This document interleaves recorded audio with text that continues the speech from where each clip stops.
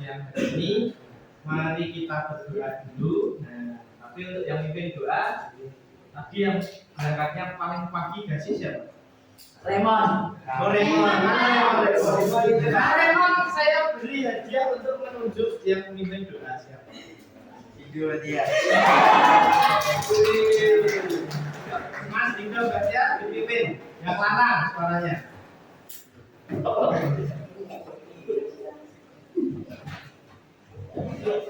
Berdoa menurut kepercayaan masing-masing. Berdoa mulai. Selesai.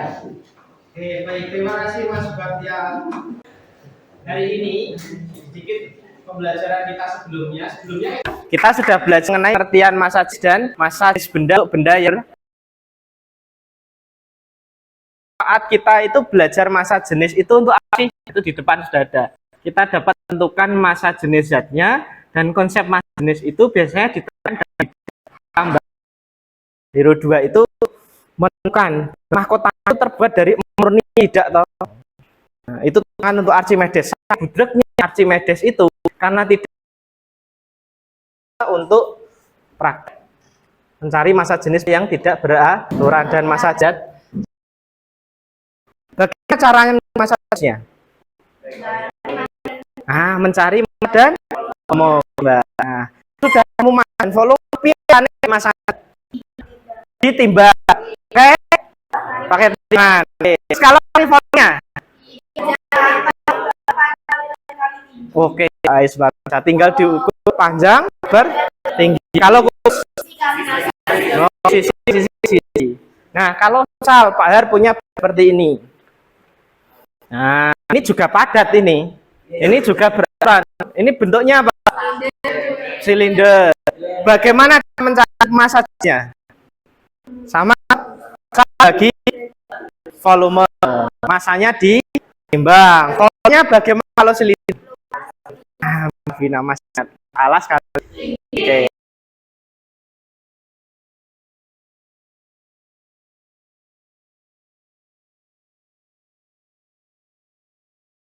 Punya wadah di ada 100 liter air.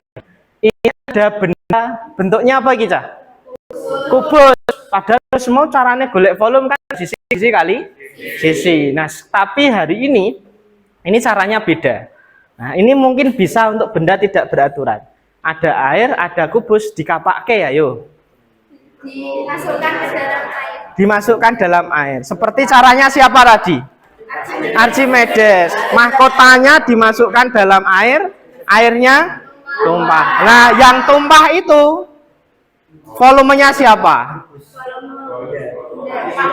Volumenya mahkota. Kalau yang ini berarti naiknya nanti volume kubus. Oke. Dulu misal ini 15 mili, kemudian bendanya baru dimasukkan, kenaikannya adalah volume dari bendanya. Oke, itu ya. Setiap kelompok 2 orang mengambil alat dan bahan yang dibutuhkan. Nanti ada 3 jenis untuk benda tidak beraturan yang akan kalian cari masa jenisnya.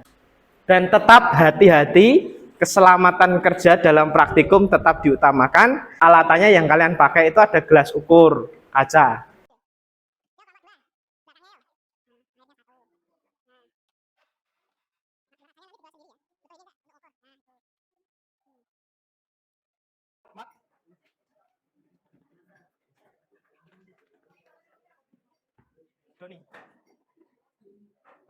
Alatnya sudah diambil ya. Nah, ini Pak Har bagi untuk lembar kerjanya yang harus kalian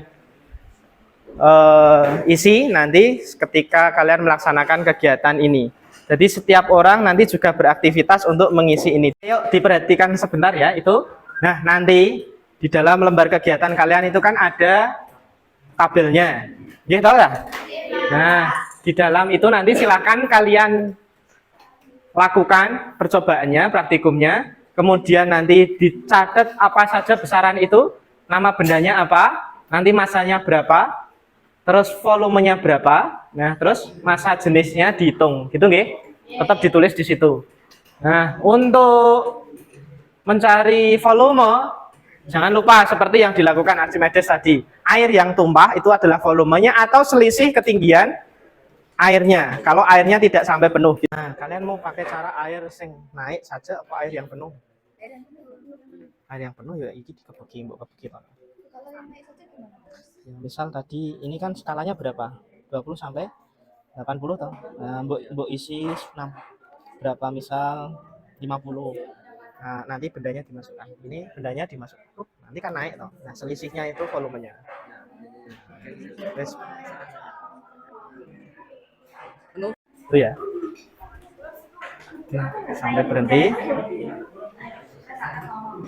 Oke, ya. Ditulis. Masanya ditulis.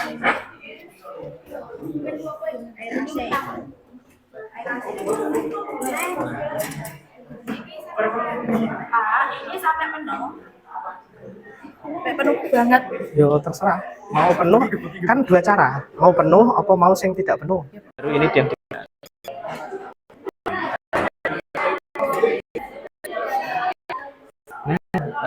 Sampai berapa? Sampai nah berarti 8.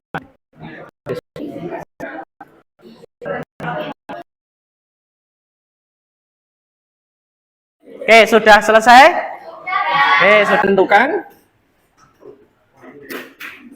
massa jenis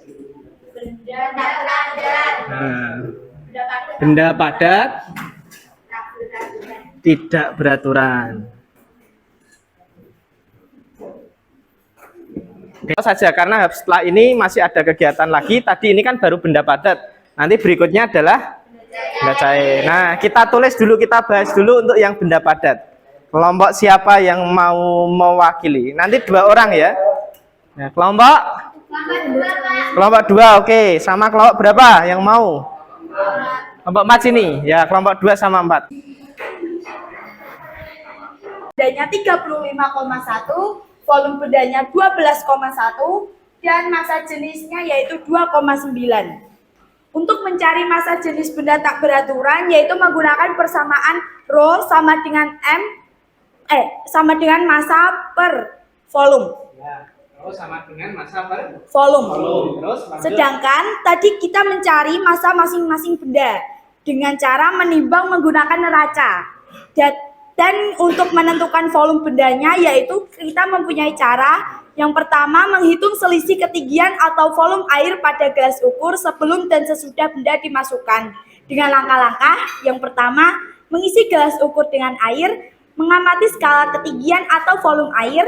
Yang kedua, memasukkan benda pada gelas ukur yang berisi air. Yang ketiga, menghitung kenaikan air atau selisih dari kondisi air sekarang dan sebelumnya sebelum benda dimasukkan. Itu menggunakan air kemudian dimasukkan terus selisih ketinggiannya itu. Ya, Itu Pak, volume itu. tadi ya. Kembali close dulu untuk sama.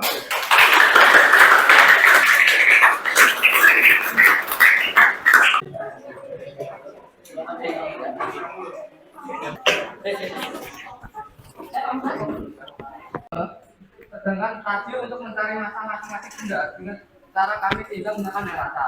Tapi kami berbeda dengan kelompok 2 tadi. Bedanya di mana Mas? Kami mengisi tabung dengan penuh dan Gelas ukurnya ya gelas ukur diisi penuh air terus air langsung benda seperti gandruk dicemplungkan ke dalamnya, terus langsung airnya tumpah, diukur lagi dan tumpah itu. air yang tumpah itu diukur lagi. Nah, air yang tumpah itu berarti apa ya?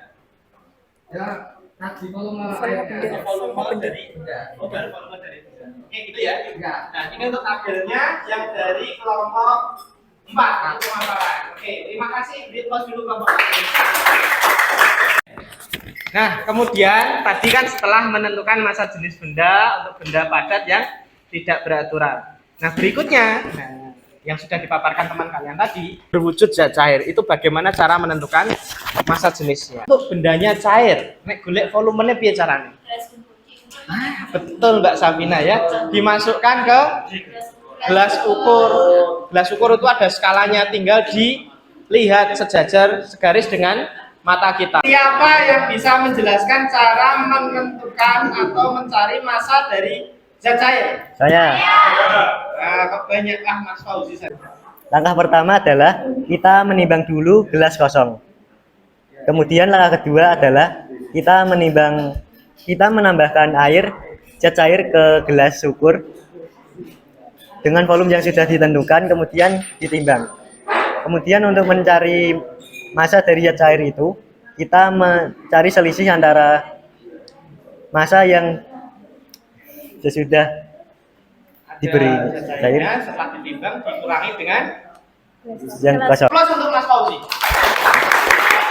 Ukur massa jenisnya, yang pertama itu nanti air, yang kedua itu ada minyak goreng, yang ketiga itu ada oli. Nanti juga sama, harus kalian catat juga dalam tabel, dan jangan lupa nanti juga ditulis dalam bukunya masing-masing itu, nggih. Nah,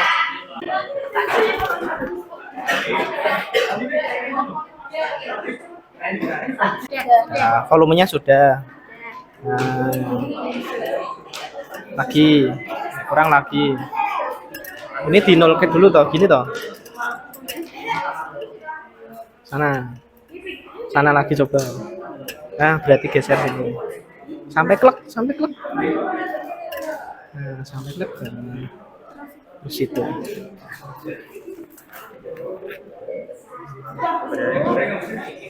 Oke. Ini gimana Pak? Pak. Nggak sesuai. Nanti. Harusnya 60 kurang ini Pak.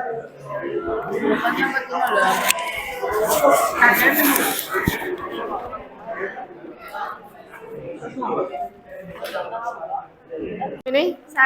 Sudah. Oke, sudah ya. Bon, sudah?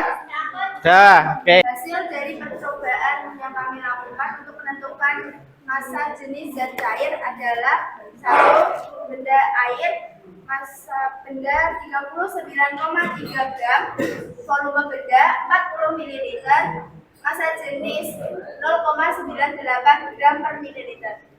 Untuk minyak goreng, massa benda 34,5 gram, volume benda 40 ml, massa jenis 0,86. Ini hasil pemaparan dari kelompok 1. Nah, ada 3 jenis zat cair tadi. Ada oli, minyak goreng, dan air. Yang paling besar dari ketiga ini massa jenisnya siapa? Air. Yang kedua? Minyak goreng. Nah, itu seperti itu. 0, oh, jadi paling kecil jadinya minyak goreng. Nah, kalau yang lain setelah air, massa jenis berikutnya yang di bawah air yang lebih kecil, minyak goreng apa oli tadi? Minyak goreng. Nah, apa itu tadi? Oh, salah dalam menghitung atau dalam mengukur massa bendanya. Oke, pertama siapa yang mau menjawab? Derajat Celcius dari 0 naik sampai 4 derajat Celcius. Air mengalami suatu peristiwa yang disebut sebagai anomali air atau keanehan pada air. Jelaskan peristiwa yang terjadi. Pada suhu 4 derajat Celcius, air mengalami penyusutan sehingga volume air menjadi lebih kecil. Namun masanya tetap. Bagaimanakah kondisi massa jenis air pada suhu tersebut? Rho air itu sama dengan massa air dibagi volume air. Jika volume kecil, maka massa jenis air saat terjadi anomali memiliki massa jenis paling besar. Oke, itu jawabannya. Iya, Pak. Oke, aplaus dulu untuk Mas Dika ya. Kerapatan atau densitas suatu zat atau benda. Ketika minyak goreng dan air dituangkan dalam satu wadah, bagaimana kondisinya? Mana yang berada di bagian bawah atau dasar, dan zat manakah yang berada di atas? Jelaskan peristiwa tersebut. Air dan minyak goreng tidak akan tercampur. Yang berada di bawah adalah air. Seperti hasil percobaan yang sudah kelompok kami lakukan, rho air kurang dari rho minyak goreng. Sehingga air berada di bawah dan minyak goreng berada di atas. Air kalau sama minyak goreng itu ternyata airnya berada di bawah, Pak. Masuk ya toh. Coba kita tuangkan. Ini minyak apa oli? Minyak goreng, Pak. Ya. Minyak dituangkan dulu kalau dalam satu wadah. Katanya massa jenisnya kalau beda itu nanti salah satunya berada di dasar, satunya di Di atas. atas. Nah, ternyata Tidak dapat tercampur. oh tidak dapat tercampur. Ternyata benar enggak? Benar. Nah, ini loh. Nah, airnya berada di bawah. Nah, walaupun tadi minyaknya itu dimasukkan yang Dulu. pertama, dimasukkan dulu ya. Nah, betul jawaban dari Mbak Salwa. Terima kasih, applause dulu Mbak Salwa. Dan hari ini kita telah mempelajari tentang yang pertama, menentukan massa jenis benda padat tidak beraturan. Yang kedua, menentukan massa jenis benda berwujud cair atau zat cair. Yang pertama, Pelajaran dengan baik pada hari ini. Sebelum kita akhiri, tetap jaga kesehatan. Jangan lupa hati-hati di jalan. Tutup. Selamat siang. Wassalamualaikum warahmatullahi wabarakatuh. Waalaikumsalam.